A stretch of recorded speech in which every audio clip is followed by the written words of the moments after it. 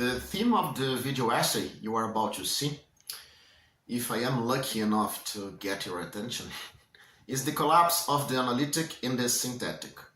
That ancient distinction that once promised to divide the truths of reason from the truths of the world. But what happens when that border erodes? When our categories for pure meaning and empirical fact begin to dissolve into each other?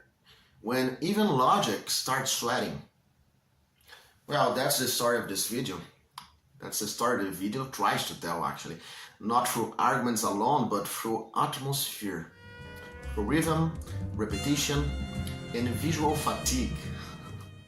It's a story about how naturalism, the grand project of explaining everything from nature, didn't emerge from the clarity of logic, but from its breakdown. Naturalism prospered in the ruins of the analytic dream, where truth could no longer remain clean and frictionless. You will notice that the first scenes move like rituals of order, tribunals, clerks, men in white coats, taking notes, all trying to pin down the meaning of a word, a gesture, a rabbit, or a gavagai. They think they are clarifying thought, but they are only tightening its machinery. The song, Sun Ra's Spontaneous Simplicity, plays not as background music, but as counterpoint. Jazz logic undoing formal logic. You can feel the rhythm of reasoning turning into a kind of industrial beat. As the essay unfolds, the images start to deform, the laboratories become temples, the blackboards turn into hieroglyphs of energy. When you hear Adventure Equation, the song, and the shadow world, you are already inside a fever dream of modern thought. The moment when analytic philosophy realizes it has built a factory and not a mirror of reason. Every proof, every translation, every inference consumes fuel. Meaning becomes a thermodynamic event. And then, near the end, something changes. The song Magic City begins, and what was analysis becomes trance. The machines start to dance, the rabbits multiply, the courtroom of reason melts into a cosmic theater. It's not chaos, it's liberation, because the analytic and the synthetic, once enemies, are now just different pulses of the same heat. And that's why Farewell Theme, the song, closes it all. It's not a farewell to philosophy, but to a certain illusion of purity. The dream that thought could stand apart from the world it describes. Here, thought returns to matter. Logic meets temperature. Meaning is not a structure we observe, it's something we live through. So think of this not as a film about philosophy, but as a philosophical atmosphere. A journey through the physical life of abstraction, the sound of reasoning becoming rhythm, the form of logic turning back into fire.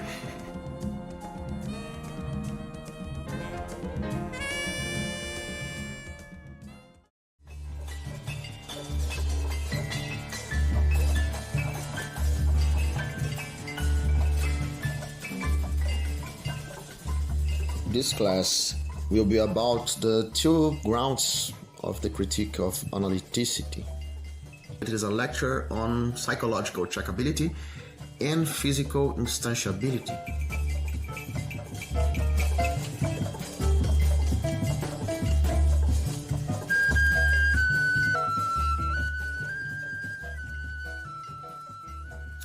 Introduction. Why analyticity matters. The analytic-synthetic distinction was once the guardian of clarity.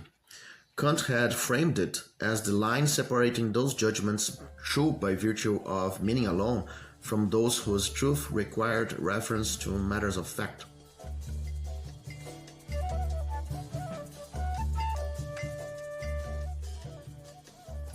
For him, it was not simply a device of classification but a cornerstone of his critical philosophy.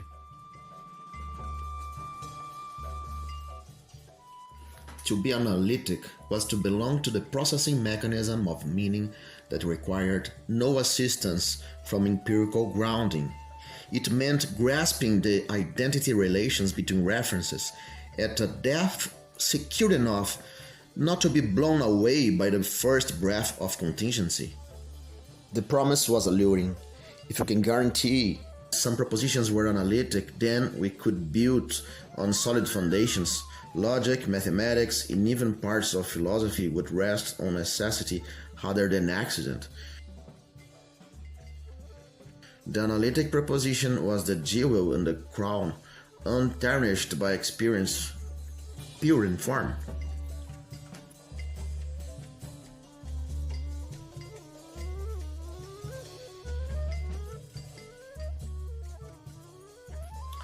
But the critique of analyticity came quickly, most famously from Quine in his 1951 essay To Dogmas of Empiricism. There, Quine argued that the distinction between analytic and synthetic sentences could not be sustained. No boundary, he claimed, could clearly separate those truths we take to be grounded in meanings from those grounded in facts. Every statement is, in principle, revisable, so no analytic truth is immune to revision by the tribunal of experience.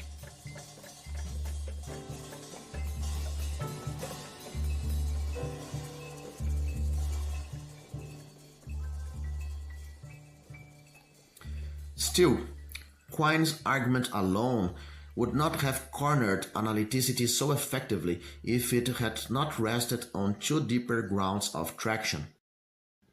First, the requirement that any semantic map must be psychologically checkable. Second, the recognition that however vast a logical superstructure may be, it must ultimately be instantiated physically, in neurons, in machines, in systems bound by heat. This lecture explores those two grounds in detail. Each will be illustrated with classical and contemporary examples, so we can see how psychological checkability and physical instantiability act as the twin engines of the critique of analyticity.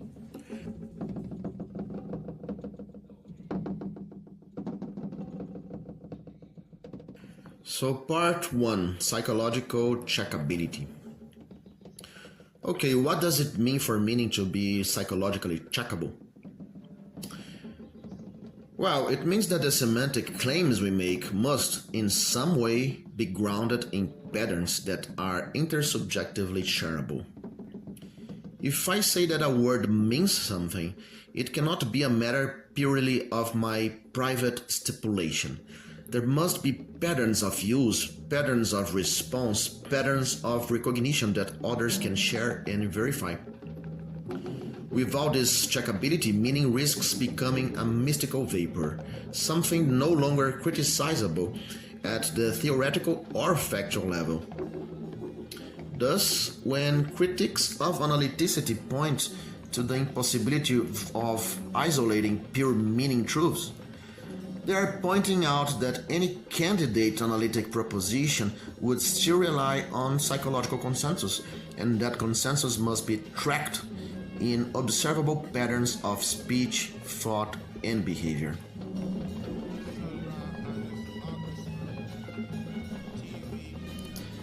Example 1. Quine's Gavagai. Quine's famous thought experiment of the anthropologist confronted with a native speaker illustrates the point. The native points to a rabbit and says, Gavagai. What does Gavagai mean? Does it mean rabbit, undetached rabbit parts, rabbit stage, or perhaps something else entirely like the spirit of rabbitness? From the standpoint of psychological checkability, the difficulty is this. Any translation we attempt must be corroborated by shared patterns of use. But those patterns alone cannot uniquely determine meaning. The anthropologist's guess is underdetermined by observable evidence. Thus, the very attempt to map meanings requires checkability, patterns of assent, dissent, correction, agreement. Yet, those patterns never uniquely guarantee a single analytic core. They always admit of alternative interpretations. Analyticity, if it were to exist here, would have to be immune from such indeterminacy, but it is not. It crumbles under the weight of psychological underdetermination.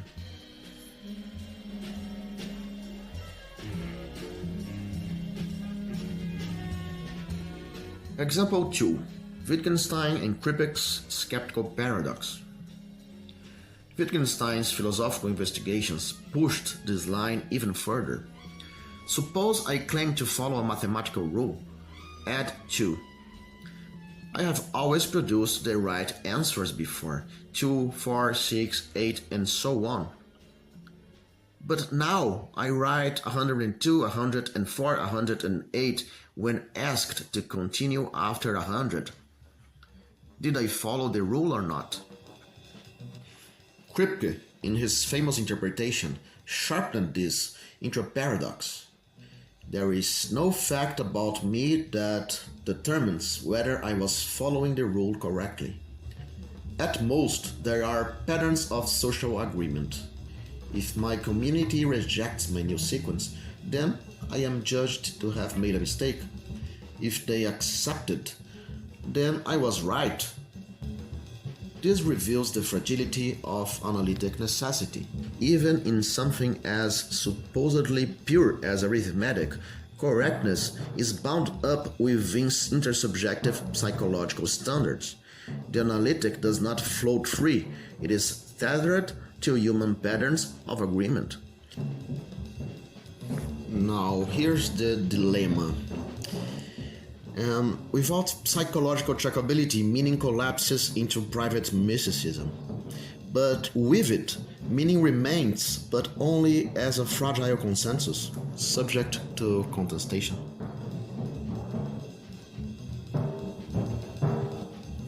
Part 2. Physical instantiability. The second ground is more austere, but no less decisive. It is the claim that, however elaborate the logical superstructure we construct, it must eventually be instantiated in a physical system. Logic without instantiation is a dream. It must be written, stored, processed, enacted in neurons, in silicon, in systems that consume energy. Logic is, in the end, bound to heat. This requirement strikes directly at the heart of analyticity. For a proposition to be purely analytic, it would need to be demonstrably true without ever depending on physical processes.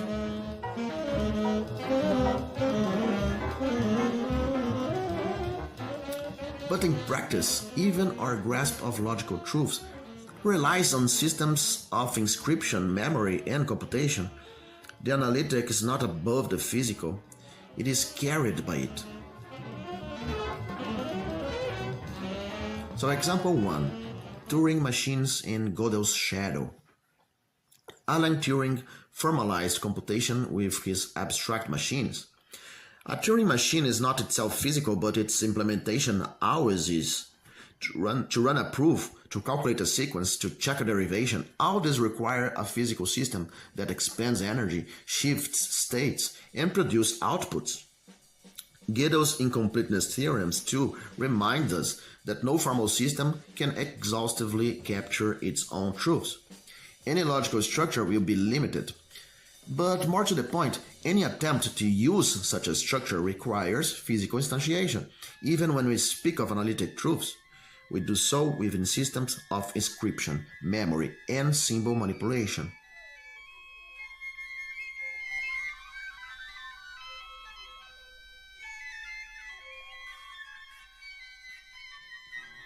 Analyticity here is revealed as an abstraction dependent on material carriers. It is never realized outside of neurons, machines, or other heat-bound substrates.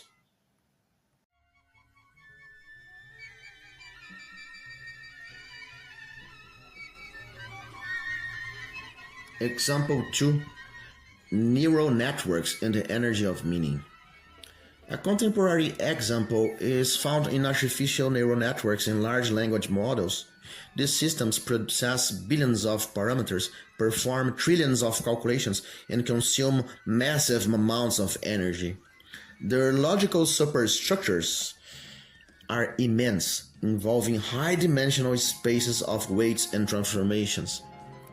Yet, all this sophistication is instantiated physically in GPUs, in power-hungry data centers, in the flow of electrons. The logical relations these models capture, analogies, inferences, semantic associations, are bound to the physics of their machines. Even when they appear to manipulate meaning at abstract level, they remain tethered to physical instantiation. Their logic runs hot. Analyticity, if it ever existed, is reduced here to the thermodynamics of information processing.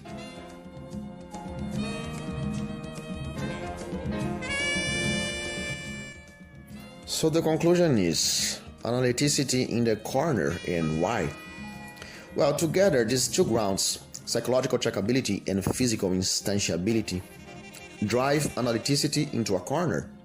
If a proposition is to be analytic, it must be indisputably true by meaning alone. But for it to function at all, it must be open to psychological checkability, which ties it to intersubjective empirical patterns. And for it to be used, remembered, or processed, it must be instantiated physically, which ties it to neurons, machines, and energy. Thus, analyticity either floats above reality, in which case it is useless, or it sinks into reality, in which case it is no longer analytic. In either case, its promise dissolves. And this is why the collapse of the analytic-synthetic distinction was not a minor event in the 20th century philosophy. It was a pivot, a hinge turning philosophy back towards naturalism. Meaning is not a priori necessity, it is survival. It is patterns checkable by minds and processes instantiable by matter. It is bound by heat.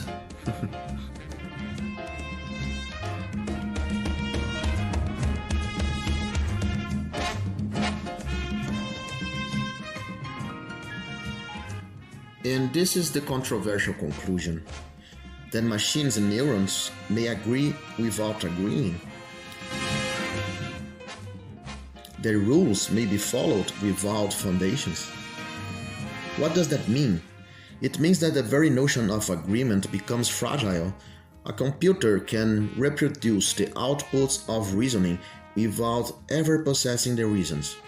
A neuron can fire in precise patterns without ever asking why those patterns should count as knowledge. And yet, the naturalist does not flinch, because here too interpretation is bounded. Even when meaning seems to slip away, a maximum inconsistency remains tolerable. The system does not collapse into chaos, it bends, it stretches, but it still endures. And this is why the naturalist insists, we do not need eternal grounds to speak of meaning, only working patterns, regularities that survive in the long run.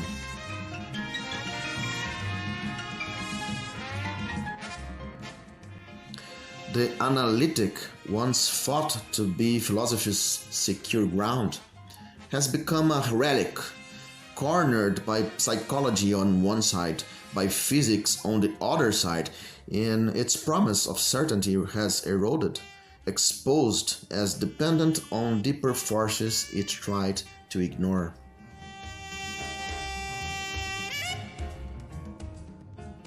And from that corner, naturalism steps forward, not as a matter of taste or ideology. For when all other foundations give way, what remains is the fact that thought, like life, must be instantiated, must be tested, must be lived in the world.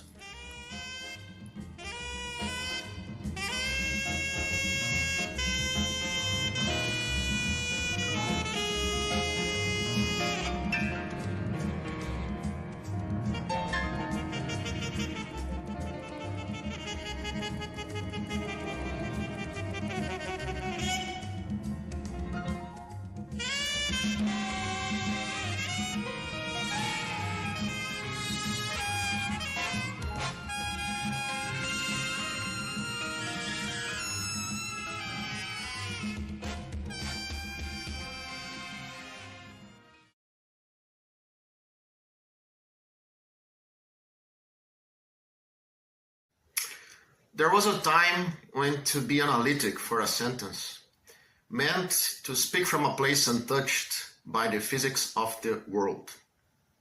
But even Carnap's image of the analytic was bound to the mechanics of the very systems whose modifications and parses were meant to distinguish it from the synthetic. The distinction, once thought eternal, was itself a function of machinery, logical, linguistic, and human. So there was a time where they thought that to grasp analyticity was to grasp the part of meaning that would not tremble under contingency. But that faith collapsed. Sense and nonsense no longer belong to separate kingdoms.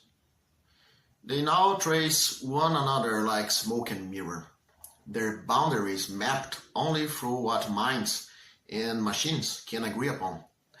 Every consensus of meaning presupposes something deeper, shared reactions, shared patterns of consent, shared patterns of assent. When I say rabbit, you may picture the same animal, or you may picture its stages, or its undetached parts. The difference is not in the word, but in the circuitry of recognition. Quine saw this first, that our agreements about meaning rest not on essences, but on the fragile alignments of behavior. And when those alignments shift, meaning dissolves back into the raw confusion of patterns, each of us hearing the same sound, but living different experiences. Wittgenstein's ghost nods from the asylum classroom. He writes his numbers 2, 4, 6, 8, and somewhere in the shadows, another hand adds 14. The room divides as if the road itself had split. No fact decides the difference, only practice remains. Agreement without foundation. And yet, even practice burns. For every pattern of agreement, every inference must be traced in matter, in neurons, in silicon, in the slow grinding of physical steps. Even the purest proof consumes.